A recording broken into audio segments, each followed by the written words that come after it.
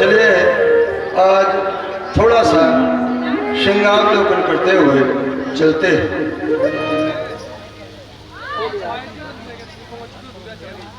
कल भगवान श्याम सुंदर ने गिरिराज जी का पूजन कराया और जब गिरिराज जी का पूजन कराया तो इंद्रदेव नाखुश हुए। एक बार जोरदार तालियों से स्वागत करें।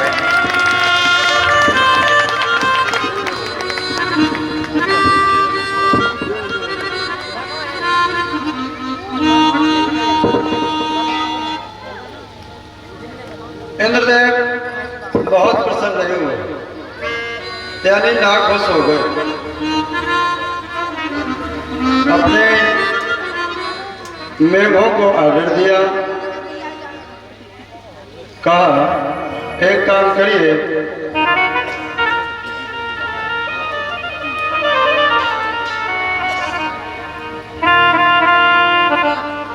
एक काम करिए, ब्रज पर जाकर के और वर्षा कर दीजिए। क्यों? कहा मेरे पूजा ना करा करके और पर्वत की पूजा कराइए, पाषाण की पूजा कराइए। कहा आदेश दिया, गणम सामर्थकम नाम मेघानां चात्यकारिणम् इंद्राः प्रचोदयात् क्रोधो वाकांश चाहे सवानतो। हे सामर्थ्य मेघो, जाओ और ब्रज पर वर्षा कर दो। कैसी वर्षा कर दो? गहराओ इतनी जोरों से,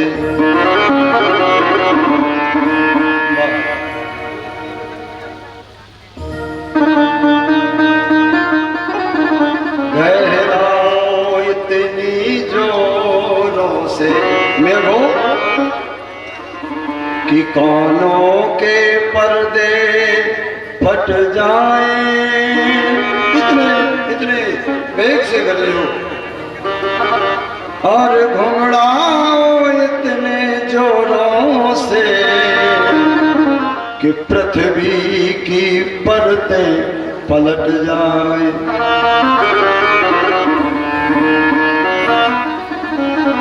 दो वज्र पटक गोवर्धन पर। आइए स्वागत है भगत जी, आइए आइए स्वागत, आइए आओ। दो वज्र पटक गोवर्धन पर। कैसे? और गोवर्धन का क्या करना है? कहा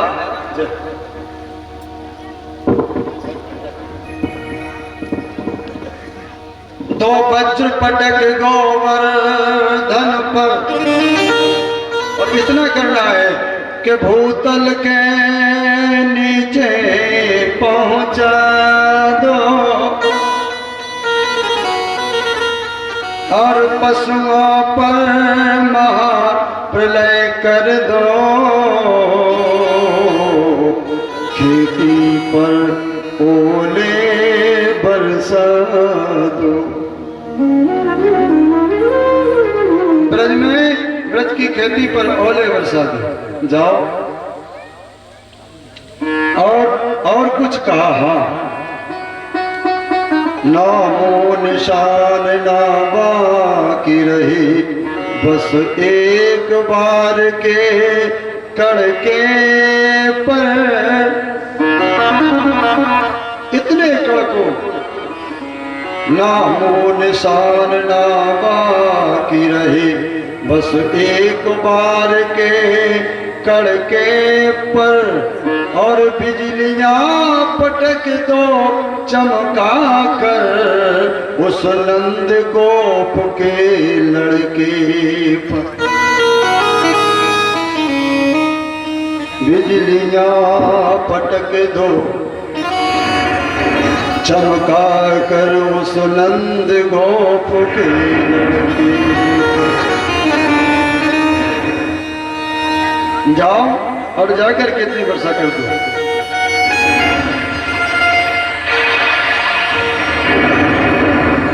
मेघ आए और वर्षा होने लगे।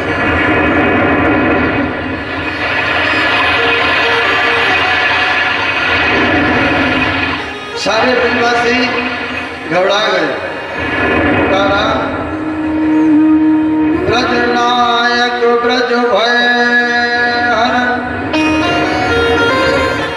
ब्रज वल्लभ ब्रजराज, और आज तुम्हारे हाथ है ब्रज धन ब्रज की लाज। अब आपके हाथ में इस ब्रज की लाज है, बचाइएगा। भगवान श्याम सुंदर ने कहा आइए इस पर्वत से प्रार्थना करिएगा। प्रार्थना की गई। भगवान श्याम सुंदर ने कहा इसे उठाइएगा। भगवान श्याम सुंदर ने उन यदुवंशियों को सहारा लेकर के, देखिए करते तो परमात्मा है सब कुछ, और उठा लिया और अपनी अंगुली पर धारण कर लिया। अपनी अंगुली पर धारण कर लिया भगवान श्याम सुंदर ने पर्वत को, और वर्षा होने लगी। एक दिन नहीं, 2 दिन नहीं, बल्कि 7 दिन और 7 रात्रि वर्षा हुई। कहा जब इतनी वर्षा हुई तो ब्रज बच के कैसे गया? और जहां से पर्वत को उठाया था, तो एक तो पर्वत से जब पर्वत को उठाया गया था तो गड्ढा हो जाता है, उसमें जल क्यों नहीं गया? दूसरी बात, अगर इतनी घनघोर वर्षा हुई थी तो कोई पाषाण भी खिसक करके नीचे गिरता? कुछ नहीं हुआ। क्यों नहीं हुआ? इसलिए कि वहां पर जहां से पर्वत को उठाया था, कितना कोस का है परिक्रमा? 21 कोस का। 21 किलोमीटर। देखिए प्रत्यक्षदर्शी बता रहे हैं आज भी कि आज भी 21 किलोमीटर है। और वहां से जब पर्वत को उठाया गया होगा तो कितनी बड़ी खाई होगी, जल भर जाता, पाषाण खिसक खिसक के गिरते। लेकिन वहां पर प्रार्थना की गई थी शेषनाग जी से। और 21 किलोमीटर के नहीं जी, इस प्रकार का आकार बना करके बैठे थे कि 21 किलोमीटर में उस परिधि में आपने कई परतें बना करके रखी थी कि जल उसमें जा ही ना पाए। एक बात, इसलिए जल नीचे नहीं जा सकता था। दूसरी बात अगस्त जी महाराज से निवेदन किया था, महाराज आप भी आ जाइए, आप बहुत युगों के आप प्यासे हैं, इसलिए आप भी आ जाइएगा और इस वर्षा के जल को स्वीकार कर लीजिएगा। वर्षा के जल को स्वीकार कर लीजिएगा। आए थे अगस्त जी महाराज और उस पर विराजमान हो गए थे। कहा इतने पर भी अगर पानी अधिक वर्षा होगी तो भगवान श्याम सुंदर ने सुदर्शन चक्र को आदेश दे रखा था। चौथी बात एक और थी, कहा कितना जल बरसता? अगस्त जी पार कर रहे थे, सुदर्शन चक्र भी उस समय चौकीदारी कर रहे थे। लेकिन भगवान श्याम सुंदर ने अपनी उंगली में अगन देव का आवाहन किया। अगन देव का आवाहन जब हुआ तो अग्नि से इतनी उंगली से इतनी अग्नि निकली कि वो तप्त होने लगा प्रबल, और तप्त होने लगा जैसे आकाश से बूंद गिरती थी, जैसे तवे पे कोई बूंद गिर जाए तो छनक करके समाप्त हो जाती है। बहुत वर्षा की, जल वर्षा की, क्रोध की मानो वर्षा करती हो जैसे। लेकिन अगर इंद्र के जल की वर्षा और क्रोध की वर्षा हो रही है तो कन्हैया की कृपा की भी वर्षा हो रही है। कुछ नहीं हुआ और कहा अगस्त जी प्यासे थे, कहा कब की प्यासे थे, कैसे प्यासे थे? कहा एक बार त्रेता युग में मैया जानकी जी ने राघवेंद्र सरकार से कहा था, प्रभु हम किसी ब्राह्मण देवता का भोजन कराना चाहते हैं। राघवेंद्र सरकार ने मुस्कुराकर कहा कि एक बार आपने ब्राह्मण देवता का भोजन कराया था तो लंका में जाना पड़ा, दोबारा भोजन कराना चाहते हैं? अच्छा, परीक्षित जी महाराज इस बात को पूछ रहे तो क्या बात है? महाराज सीता जी ने किस ब्राह्मण को भोजन कराया था, लंका में जाना पड़ा, ब्राह्मण के भोजन कराने से तो है कोई अच्छी बात होना चाहिए थी, सीता जी को परेशानी क्यों हुई? कहा उस समय दशरथ जी महाराज से कहा था जानकी जी मैया ने कि पिताजी हम किसी ऐसे ब्राह्मण को भोजन कराना चाहते हैं जिसने किसी के दूसरे घर में जाकर यानी अपना ही भोजन पाता हो, किसी दूसरे के घर जाकर अन्न ना पाया हो, ऐसे ब्राह्मण का भोजन कराना चाहते हैं। तो दशरथ जी ने जानकारी की ऐसा विप्र कोई नहीं मिला, क्योंकि सब सम्मान करते हैं तो जाते हैं एक दूसरे के घर में भोजन पाने के लिए, इसमें कोई बुराई की बात तो है ना। लेकिन रावण एक ऐसे स्वाभिमानी ब्राह्मण थे, वो किसी का नहीं लेता। एक तो राजा थे, दूसरे जिसके पास में सोने की लंका हो, वो ब्राह्मण कहीं बच्चों बन करके जाए। जब जानकारी हुई दशरथ महाराज ने अपने दूत को भेजा, आग्रह किया तो रावण को आना था। राजन जब रावण आए तो भोजन के लिए दशरथ जी महाराज से बोले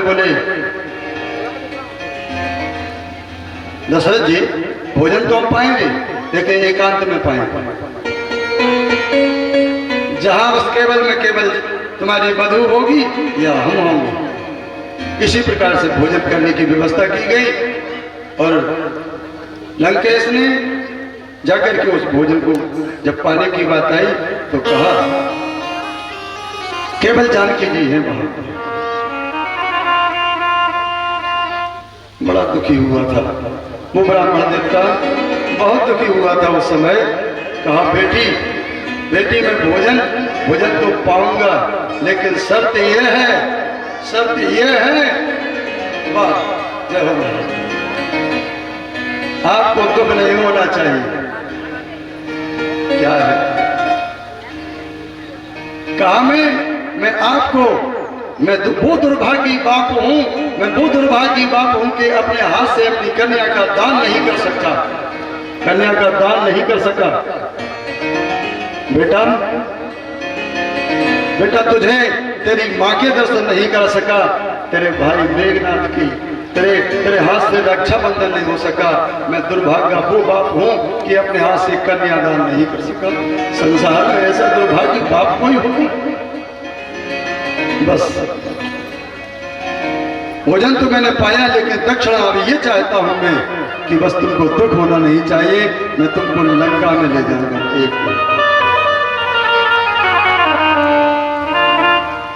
आनंद रामायण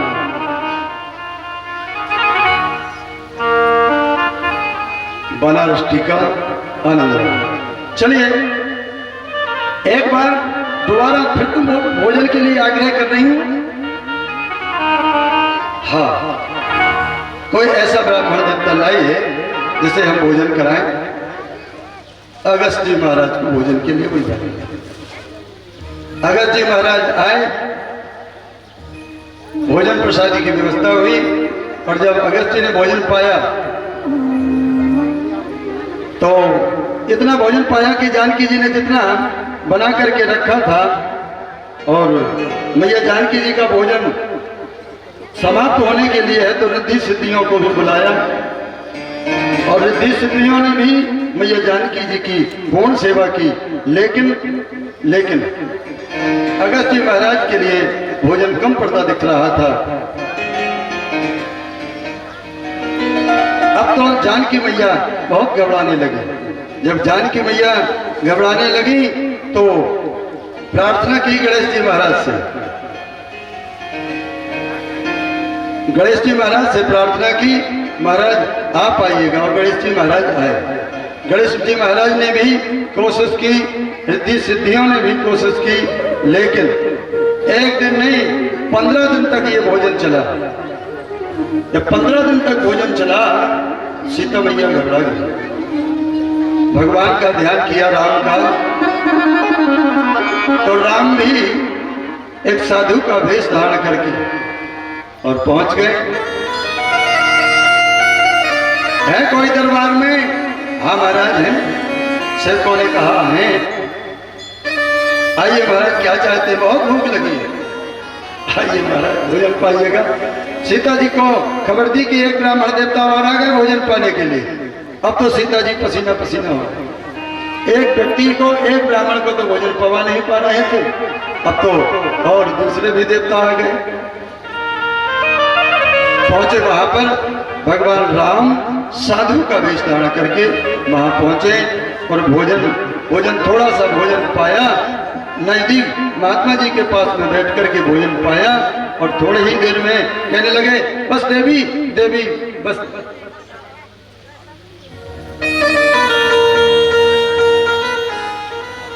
और आचमन कर लिया।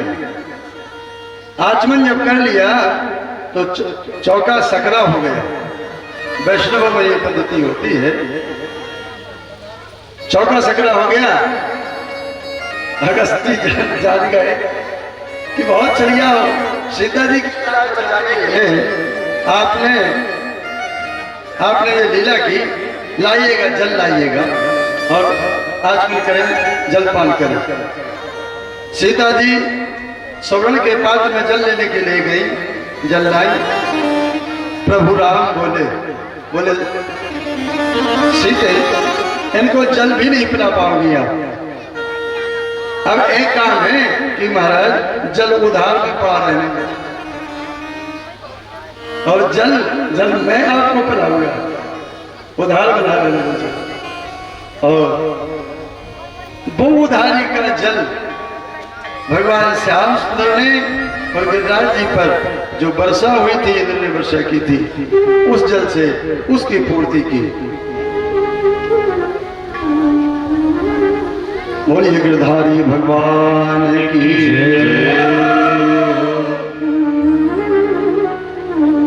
भगवान श्याम सुंदर ने जब इस प्रकार की लीला की तो इंद्र भी परेशान हो गए, भयभीत हो गए, और विचार करने लगे कहीं ऐसा ना हो कि अब मेरा पद छिन जाए। तो विचार करने लगे अब कैसे भगवान के पास जाया जाए। तो माता सुरहन गौ, उसने कहा चलिए इंद्र हम चलते हैं आपके साथ में, और वो इंद्र को साथ में ला करके आए। इंद्र तो भयभीत थे, लेकिन गाय जब साथ में आई तो भगवान इतने दयालु हैं कि इंद्र पर क्रोध ना करके इंद्र से कहा, इंद्रदेव आप घबराइए नहीं। कहा प्रभु इसलिए घबरा रहे हैं कि जिस समय ब्रह्मा जी ने आपके सखाओं का वध कर लिया था, तो आपने ब्रह्मा जी को अभिशाप दे दिया था। तो भयभीत इसलिए था कि कहीं ऐसा ना हो कि मुझे अभिशाप कर जाए। ब्रह्मा जी को सुखदेव जी, परीक्षित महाराज बोले कि सुखदेव जी, गुरु जी, ये ब्रह्मा जी को कौन सी अभिशाप दे दी थी कन्हैया ने? कहा कन्हैया ने ब्रह्मा जी को अभिशाप दे दी थी कि ब्रह्मा जी आप तो ब्रह्मा हैं, आप तो आपकी जो दिव्य दृष्टि है, आपने मेरे सखाओं से मेरा बिछोई करा दिया था, बिछोई करा दिया था आपको, इसलिए मैं श्राप देता हूं, जाओ तो मृत लोक में जन्म लोगे, तो अपयुग के बाद मृत लोक में जन्म लोगे, और वो भी नेत्रहीन होकर के। तो इसलिए इंद्र भयभीत थे कि कहीं ऐसा ना हो जाए, ऐसा ना हो जाए कि मुझे भी कोई अवसर।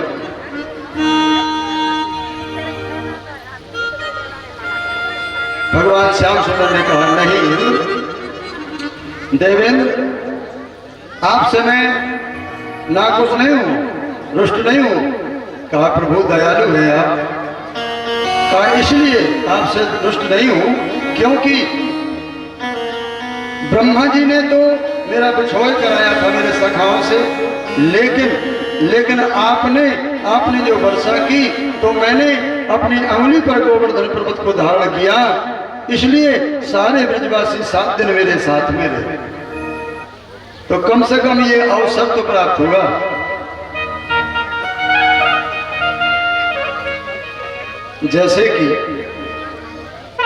जैसे कि एक महोत्सव के द्वारा हम सब एकत्र हुए हैं, ये ऐसा सौभाग्य कभी कभी प्राप्त होता है।